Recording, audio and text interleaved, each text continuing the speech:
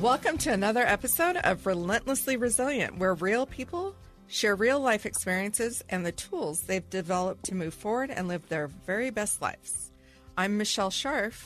And I am Jennie Taylor. And Michelle, today I'm really excited about the guests that we have on the line here with us, and grateful to our producer Josh for patching us all in and letting us keep in compliance with the COVID environment, but still have this multiple person conversation.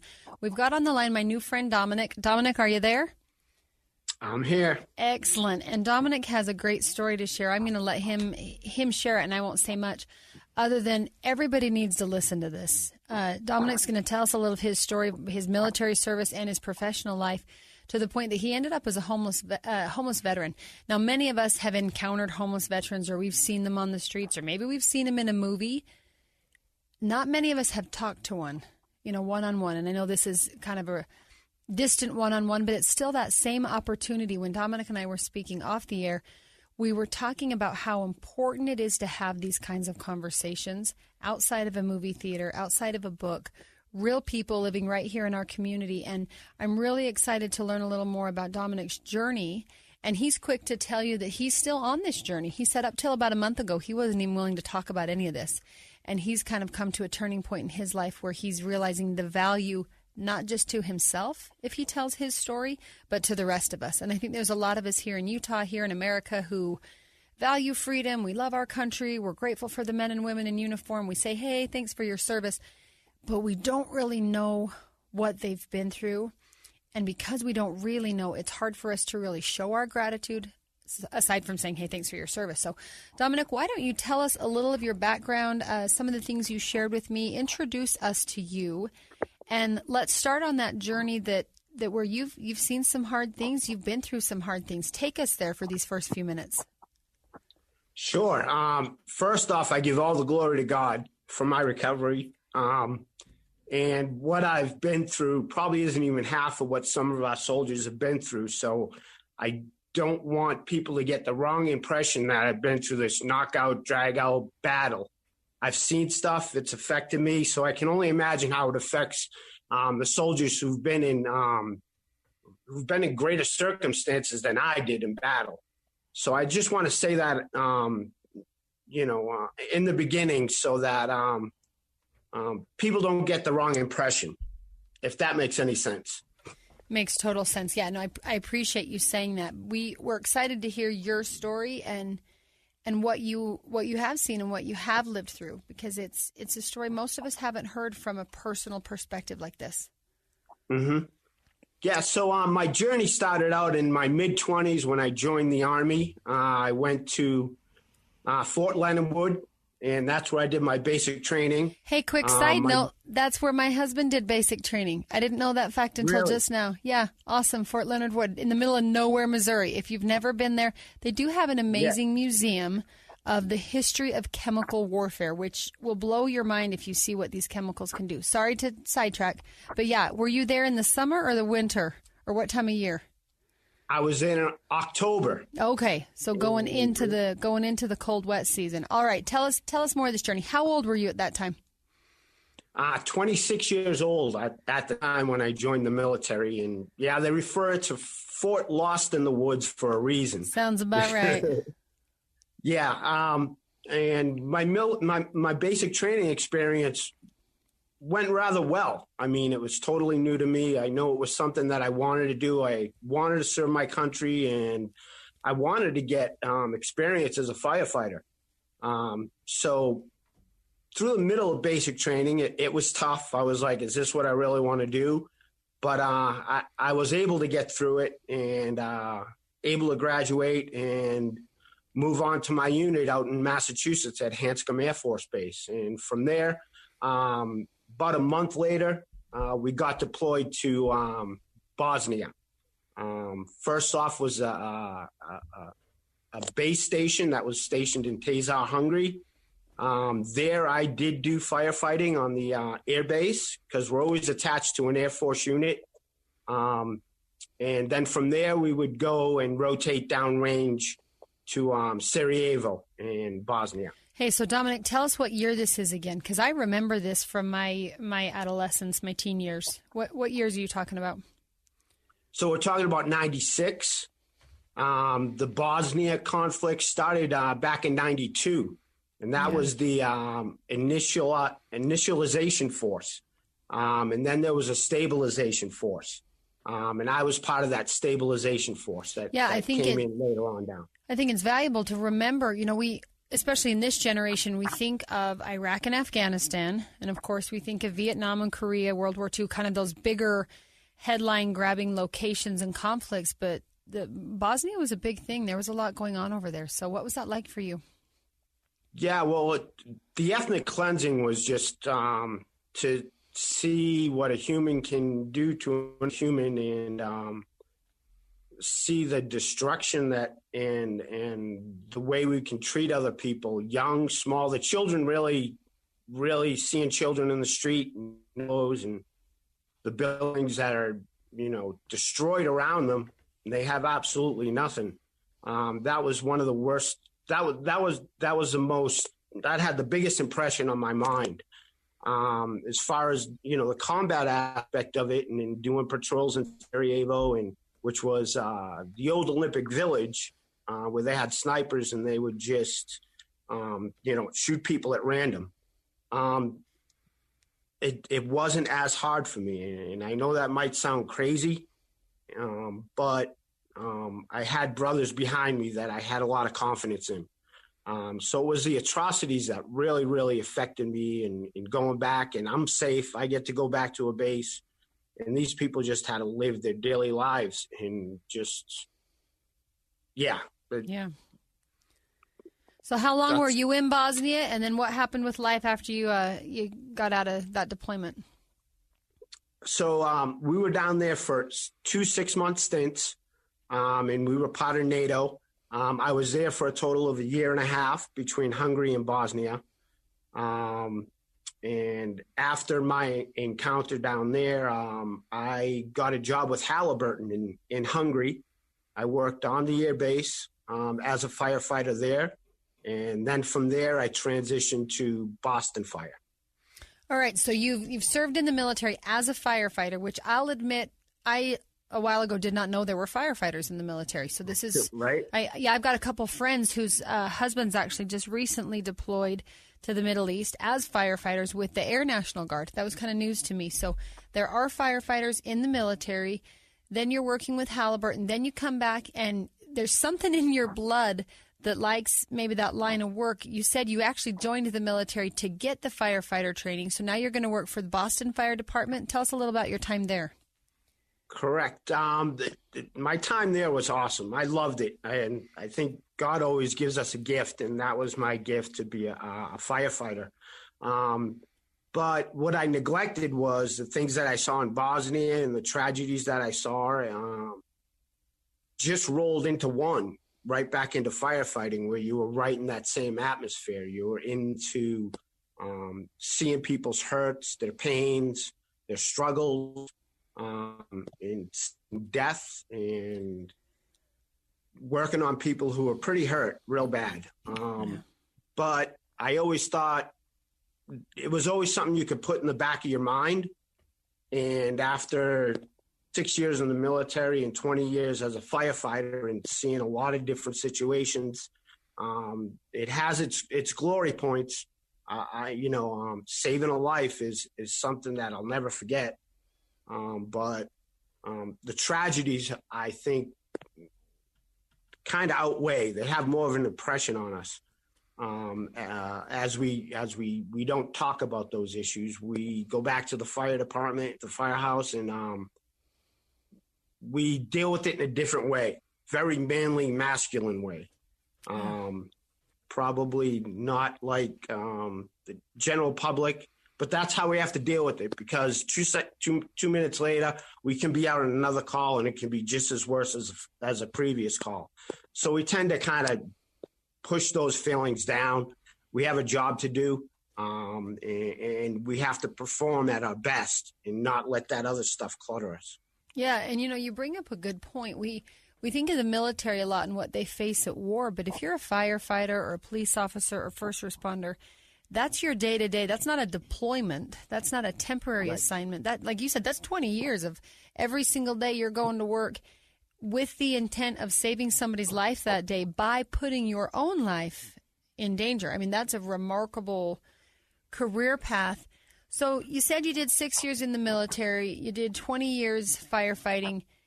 What happened next when you left the fire department? Where did maybe life start to just kind of spiral down, or maybe some of these experiences started to catch up with you? Because you said you got to the point where you ended up homeless and kind of lost and had to find a new journey. Can you tell us a little bit about that darkness and what that felt like and where you were? Yeah, most definitely. This is the stuff that's kind of hard for me. It's still on the surface, and it's kind of hard for me to talk about. Whatever you're comfortable with. I moved to Utah, and what I did was I started training UFC fighters. So again, being in that atmosphere again, which was very macho, and started to train some fighters here in Utah, UFC fighters, and eventually that gym ended up closing down. And when that gym closed down, it was hard for me to find another job. And I think that distress, that started to bring up a lot of stuff from my past. And I don't know another way to describe it except for there's static in your brain. You can't really process stuff properly. And I was wondering what's going on with me. It must just be I'm depressed because I can't find work and I got no place to go. I had no family out here. I just have my daughter, who, thank God I have my daughter. She's amazing. But I didn't know where to go. I always did things on my own. We're not ones to reach out for help a lot. We figure we can move mountains by ourselves. Yeah. And there comes a point where we can't move those mountains anymore and we need help. Fortunately, I was in Valor House. The process and the clinical process was tough for me. I didn't have for me, it didn't feel personal. So I bucked the system, and in the Valor House, I just wanted to go work, but I had to go through these. Domenic, what is the Valor House for those that are listening that may not know? Yeah, so that's up at the VA, and it's a place where our vets can go. If you're homeless, they'll give you a place to stay. They give you food, and they help you work out certain struggles that you're going through, whether it be a job, whether it be emotional, and they have programs in place that can help you get through that. And honestly, for me, it was rough for me to get through that. A, because I had to face the demons that were inside of me. B, I didn't want the help. I can do this on my own. And C, I just didn't want to accept it, I don't think. It just didn't feel right for me. Yeah, I think what you've just described is common in a lot of, not just our veterans, but I think even in myself, where the times when I've really struggled emotionally or with my own mental well-being or struggles and trials in my life, it's exactly what you said. I don't want to face the demons inside of my mind. I don't want to have to acknowledge that they're even there, let alone try to deal with them. It's really hard to ask for help, and I don't want to accept the fact that I've got to face those hurdles. So, Domenic, we really appreciate what you've shared with us so far. We're going to take a quick break. Up to this point, we've kind of heard a little of your backstory. When we come back, we're hoping you'll tell us where you went after the Valor House wasn't quite the right fit for you, because I think that's important to acknowledge that there's resources out there. Some resources work great. Some resources, it might not be that it's a bad resource, but it might not be the right fit for the individual person. And I think a lot of us sometimes maybe give up when we find a resource that doesn't work. We feel like it's failed us or we've failed the system, and maybe we stop there. So we're going to take a quick break and come back and hear where you went next, because obviously you found something that is working better for you than that first step. We'll be right back. And we're back. Today we are talking with our veteran friend, Domenic, who is sharing with us a little of his experiences. 6 years in the military as a firefighter, and then 20 years in Boston still as a firefighter in the civilian world. And he got to the point where he was in kind of a new stage of life after his firefighter service, training some UFC fighters That gym closed down, which led to unemployment. And I love what you said, Domenic, that distress of being unemployed and kind of in transition is really what triggered everything else to catch up with you. You mentioned that the VA has a program, has a Valor House where veterans can go, maybe get some psychological help, get some emotional support, a place to eat and sleep if nothing else. But you said in your own words that wasn't a good fit for you, and so you bucked the system, which then meant the system's not going to work for you if you're bucking the system. And that doesn't necessarily mean the system's wrong, but it's not going to work for you if you're kicking against the pricks. So pick us up from there, Domenic, and tell us, you tried the Valor House. Can you tell us, first of all, what year was this? How long ago from right now? And where did you go? How did you take the next step rather than just saying, hey, Valor House wasn't working, that's it, I'm just going to go back to staying on the streets? Yeah, so we're looking at about 7 years ago is when I was at my darkest point. And I can tell you from being on the streets and talking to vets on the street, they'd rather be in the streets than go through that system sometimes. And that's how I felt. So it was common. We could survive in the streets. It wasn't it's like being out in the field, you know? Right. Food, Yeah, shelter, you're trained for that. Yeah, exactly. Yeah. So, I think that I was put in that situation to hear different stories and why the system, sometimes it can be a cookie cutter system, and that doesn't work for everybody. We're individuals. We've all been through different trials in our lives. And it just seems like they were checking boxes. And I heard that a lot from a lot of veterans on the street. But what profoundly changed my life was a fellow veteran at the Valor House. I got kicked out of a homeless shelter. Yep. So at the Valor House, because, there were certain procedures that I needed to follow, and I felt like I wanted to just work and get through it, which is probably not the right mental attitude to get through dealing with the issues that we need to deal with. Sure, you become you become your own stumbling block. Yeah, exactly. Yes.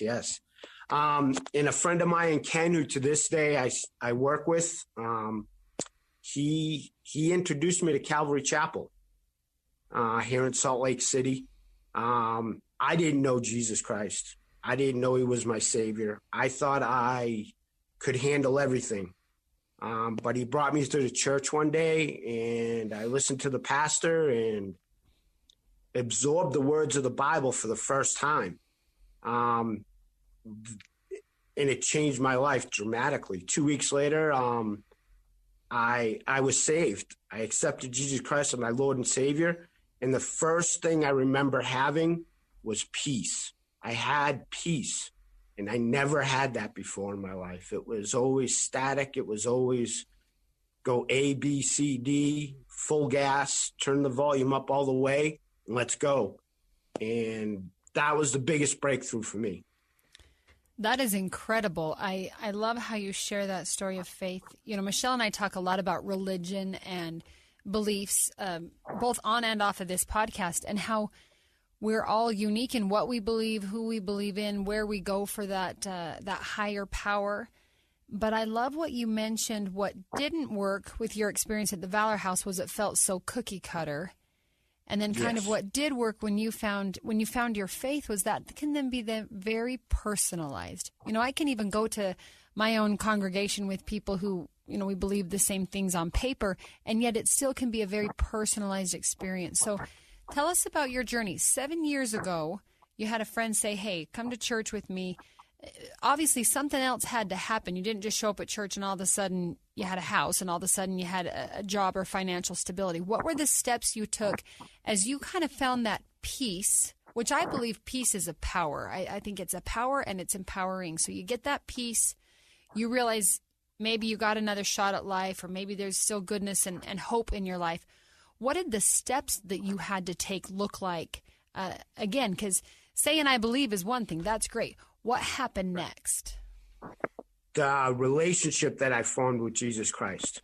I took the time out to understand him, understand his teachings, and understand how it relates to us as human beings. It's not just a magic wand. It's not just a genie in a bottle.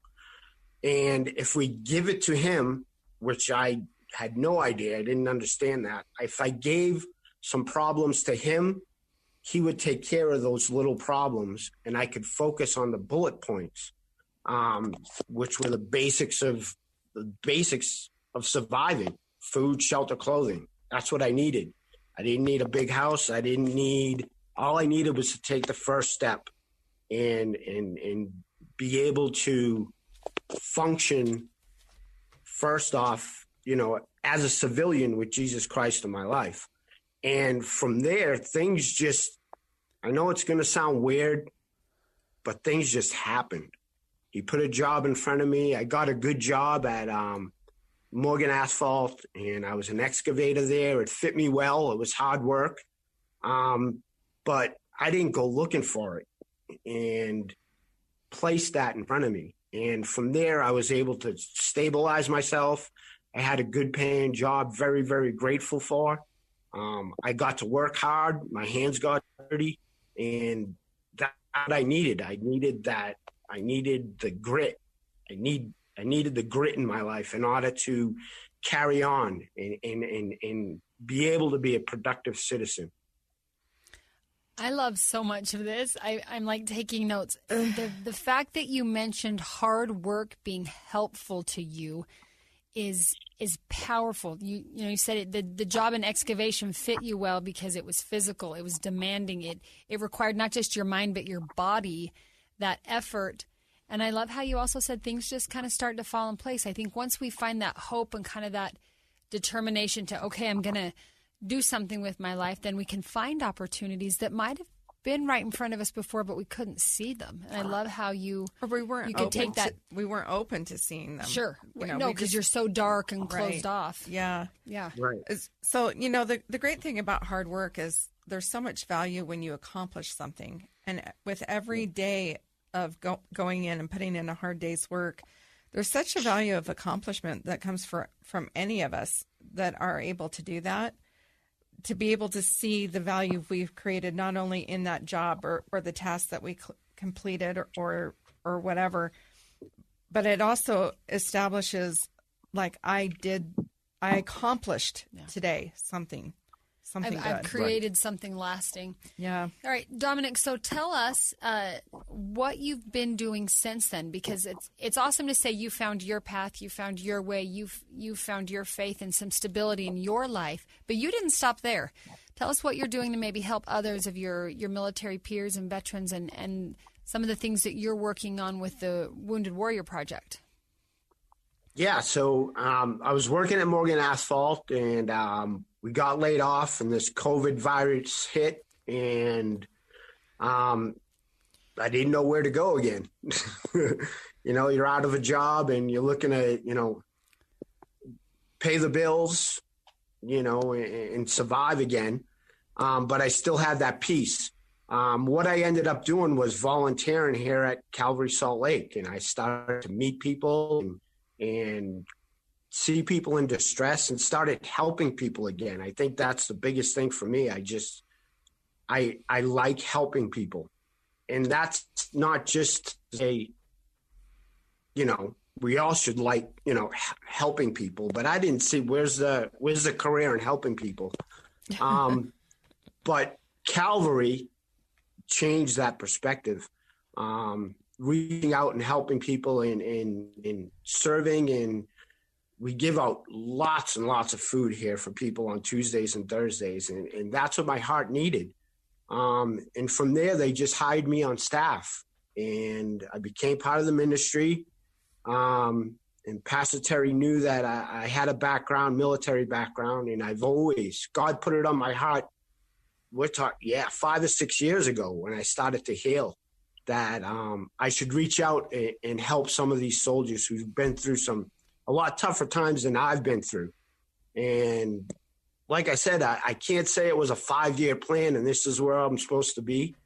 I left it up to him, and one thing had led to another, and I put some events together, and we started raising some money. And the most important thing is that we got to honor Adam Galvez, and I met his father, and he's a soldier who gave his life for his country.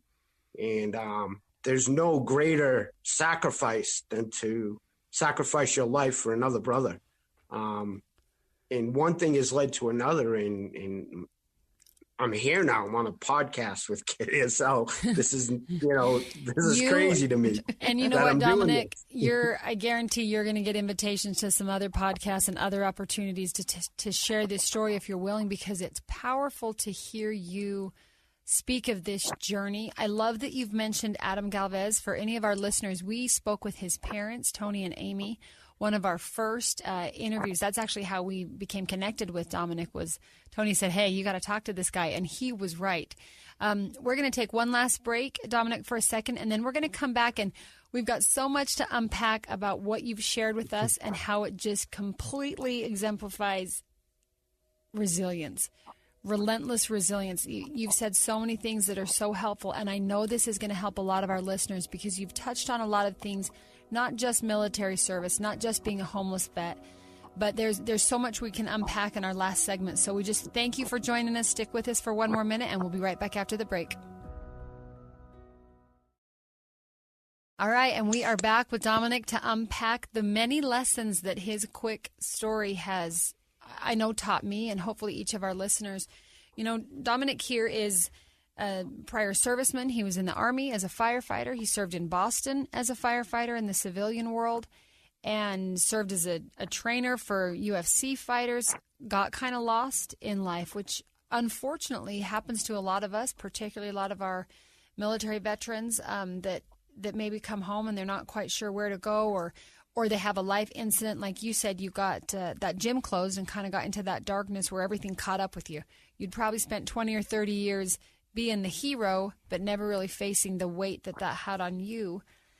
Now go ahead, Michelle. Yeah, during our break, Jennie, I was thinking about it. When he was talking about, he didn't really see where is the career in helping people. but I kind of, that stuck with me. And I was thinking during the break, how interesting that he has been helping his whole life. You served our country, Domenic. You served the people of Boston and putting your life on the line for them on a daily basis.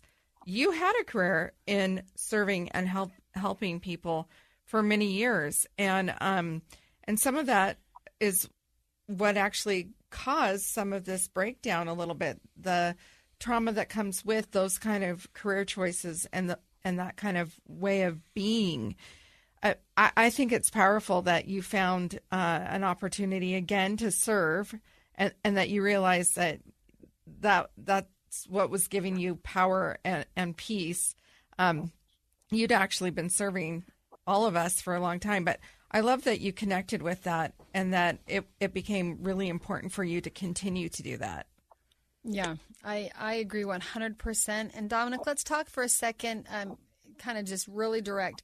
What does resilience look like to you? You've come through, you've now found this ministry of faith where you're helping your peers, which sometimes it's hard for an outsider to offer that help, but you've been there. You've worn those boots. You can kind of look at them eye to eye and know what boot camp's like and know what a deployment's like. Even if you haven't been through the exact same firefight, you get it in a way that Michelle and I don't, or maybe a counselor doesn't, or something like that. But tell us, when you think of resilience, what you have experienced about resilience, what you are still learning in your journey, what is resilience to you? And let's talk about that for a couple minutes. Yeah, the first thing that pops into my head is it's not how you start the race, it's how you finish the race.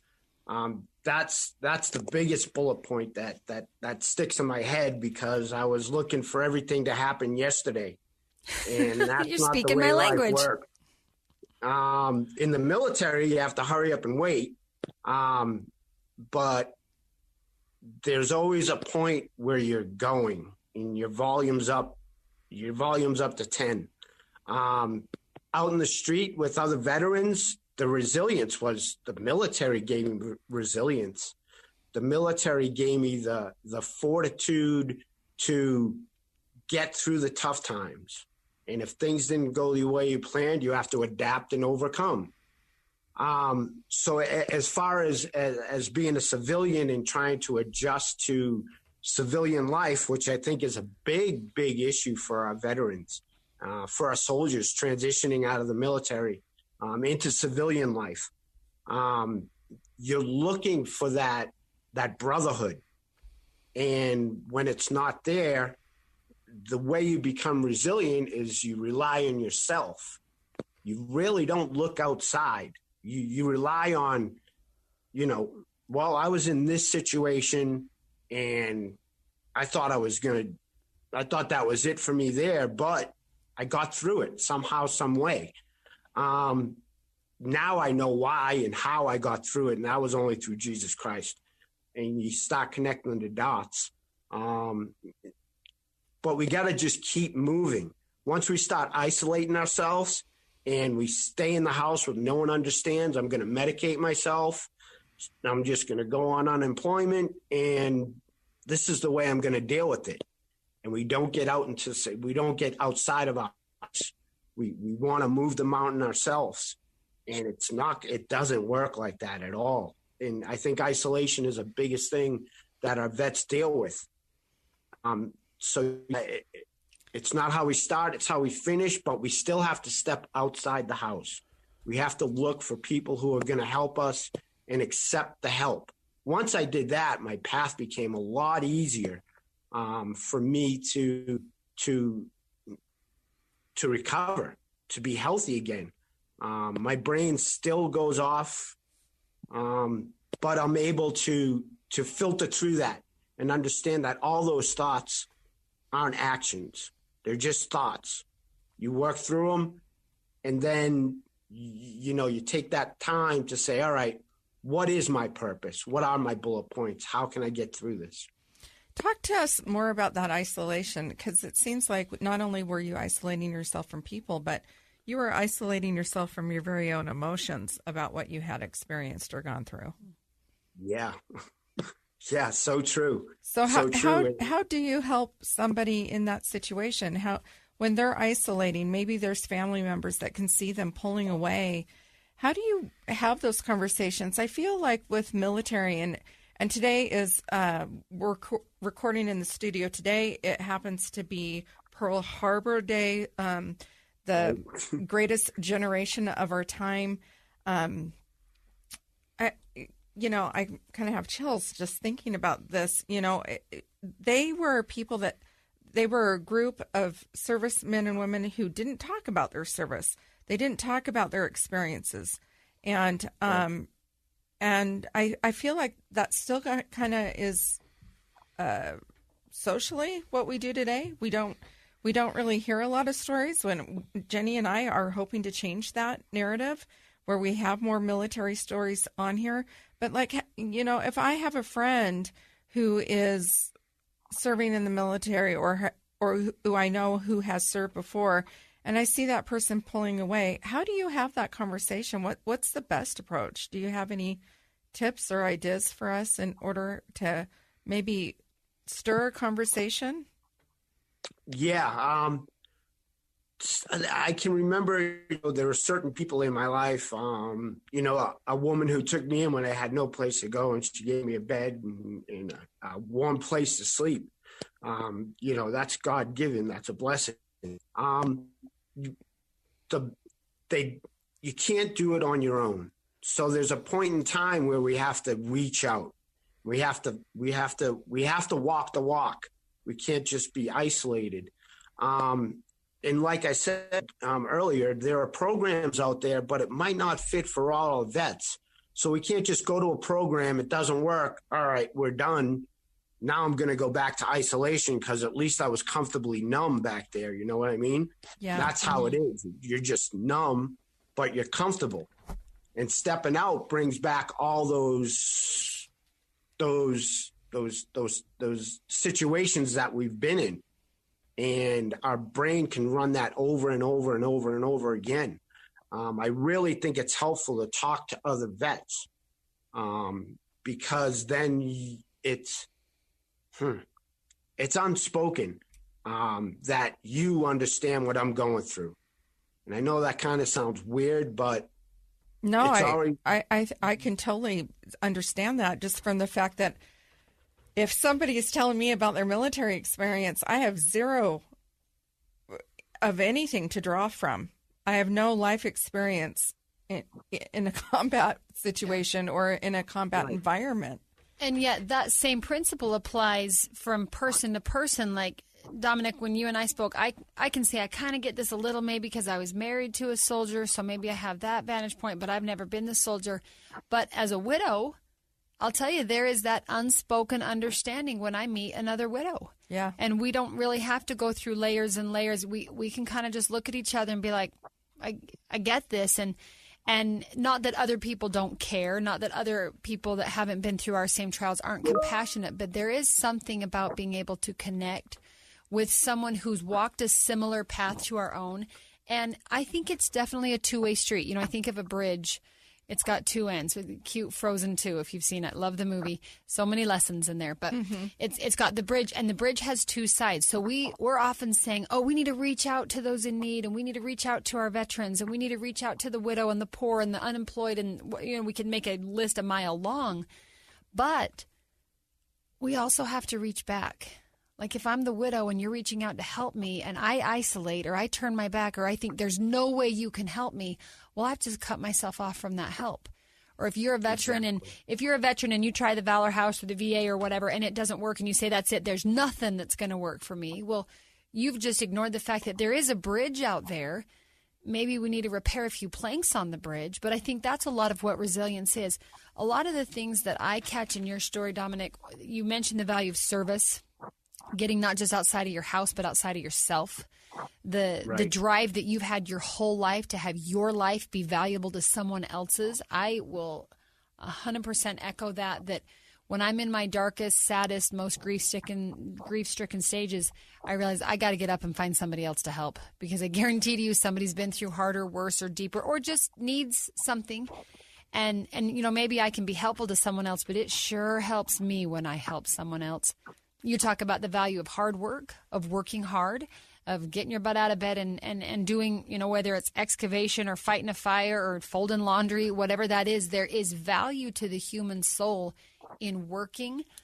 You also talked about you kind of getting your mind in order to where you can recognize thoughts or emotions that maybe aren't going to get you super far, but work through them. Don't brush them under the rug. But also this... one of the words I wrote down from some of the things you've said is kind of that concept of surrender. You said, you didn't have a 5-year plan where you had everything planned out 5 years ago. Your plan was to take a step at a time, trust God, help other people along the way, and keep at it, keep at it, keep at it. The phrase that I'm always telling myself, continue as you commence. I'm really good at starting something. I'm like the best goal setter, starter, planner. Like, everybody's laughing because they know this. But man, it's hard to carry through, right? Like, I'd be a great sprinter, but you want me to run a marathon in life? Like that, life's a marathon, right? Life is not a sprint. There's no one trial that you cross the finish line and then you're just done. Yeah. But I love how you specifically gave that concept of resilience where you kind of have to surrender. Now, surrendering doesn't mean I don't care, I'm not going to try. It just means I'm going to do what I can and take a deep breath because that's all I can do. And then tomorrow I'm going to do what I can because that's all I can do. I didn't even think about tomorrow. All I could do was think about today. Yeah. What's so true. Accomplished today. I was just going to bring that up, Domenic. I actually like that you brought that up. And Jennie, as a widow, I think that you can probably relate. When you are hit with a moment of grief or a trauma or a life circumstance, and you are trying to obsess about the future or the goal setting or whatever, that's too much. And it causes a lot of stress and anxiety. And it's actually paralyzing. And I know for me that when I stepped back and I said, I can only do today. And then some days that meant that I woke up. Mm-hmm. I might not have got all the way out of bed for very many hours. And sometimes even today is too long of a chunk. And it might be, I'm going to break this down. I'm going to try to get through the morning. Right. Just this block of right now. So that grief, and then you said, you're like, okay, I need to eat something. And so you make yourself some breakfast. And then maybe the tears would come and then I'd have to be with that. And Domenic, you don't know my whole story, but after my husband died for a couple months, I really found myself in a vodka bottle. Like that was the easiest way to not have to be anywhere. Right. And so a friend actually suggested to me that I was going to have to face these feelings and that I was going to have to feel them at some point. And I feel like that's kind of, we have a similar story in that, like learning to just be in the day and not worried so much about what the future is going to hold or look like. That gave me the permission to be able to just figure out my day and free up. It didn't feel so overwhelming to me. Like I wasn't paralyzed by, well, I don't know what I'm supposed to be doing 5 years from now, so I don't know what I'm supposed to be working on today. I just started focusing on, okay, I have to feed myself today. I have to feel my feelings today. And oh my gosh, I made it through today.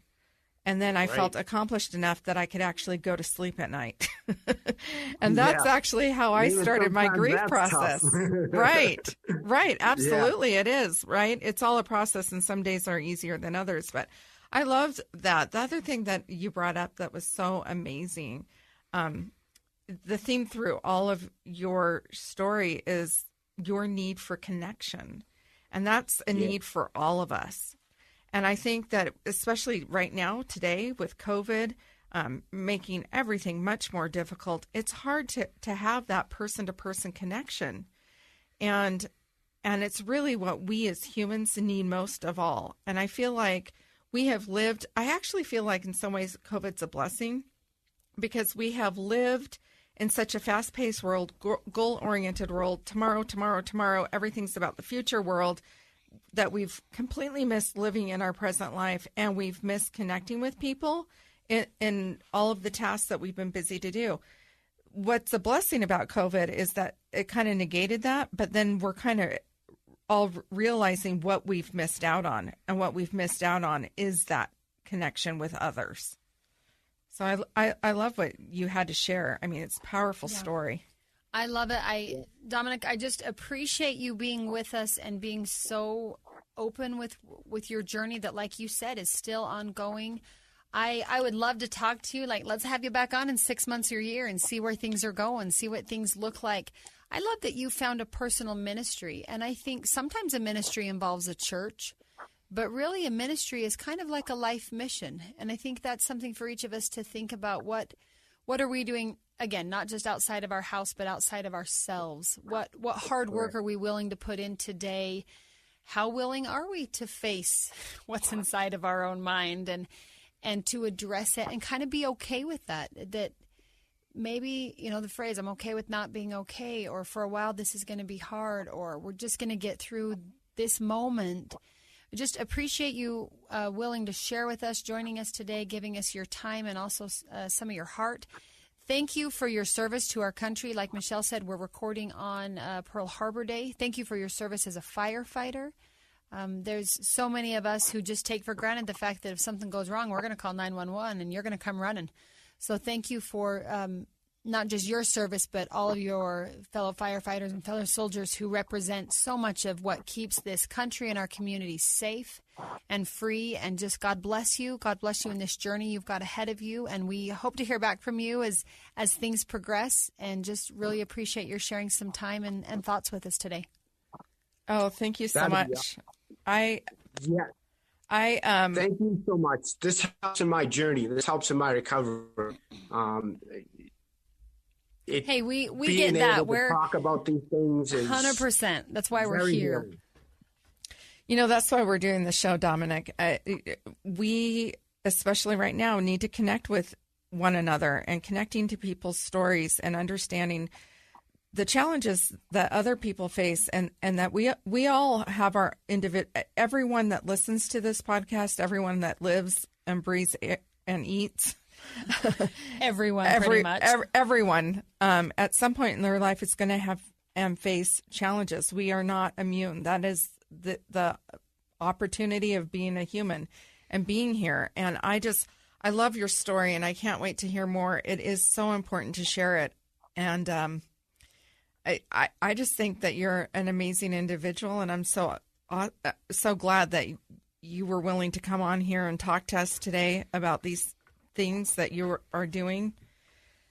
Yeah, we look forward to that follow-up call, and I hope you'll keep in touch with us. You've got my number, and just appreciate it, and keep telling that story. I'm not joking when I say there will be people who hear this that want to hear more, maybe a different angle on it or a different conversation or more of the story. And I have learned from my own personal experience that speaking through these experiences, as hard as it can be, really is therapeutic for those of us who share the story, and I think it really can help those who hear the story. We have no idea who might need to hear what you have to say, and it's one thing for you to make sure you're getting through your journey, but how much more meaningful does your pain become when it's given a purpose of helping someone else through theirs? So I look forward to learning more and hearing more. To our listeners, thank you so much for joining us today. We encourage you. Can I just mention one thing real quick? Absolutely.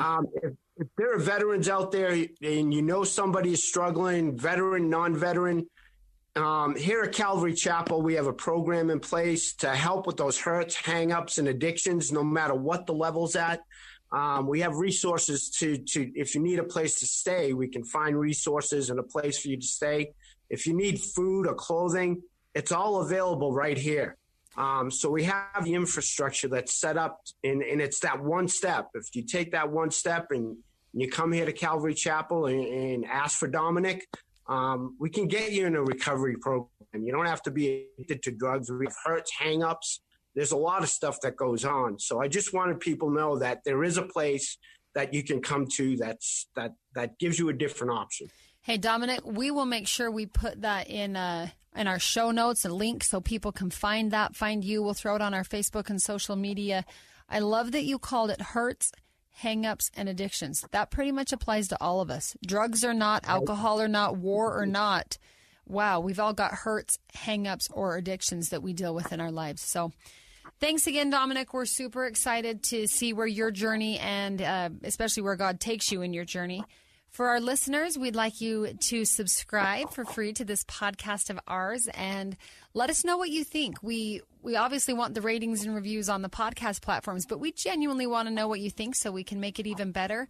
And if you or someone you know has a real story about real life that you faced and you're willing to share, please send us an email at rrpodcast@ksl.com, and you can find us on Facebook at Relentlessly Resilient. And as always, remember, whatever you do today, remember to be kind. You have no idea the struggles other people are dealing with in their lives.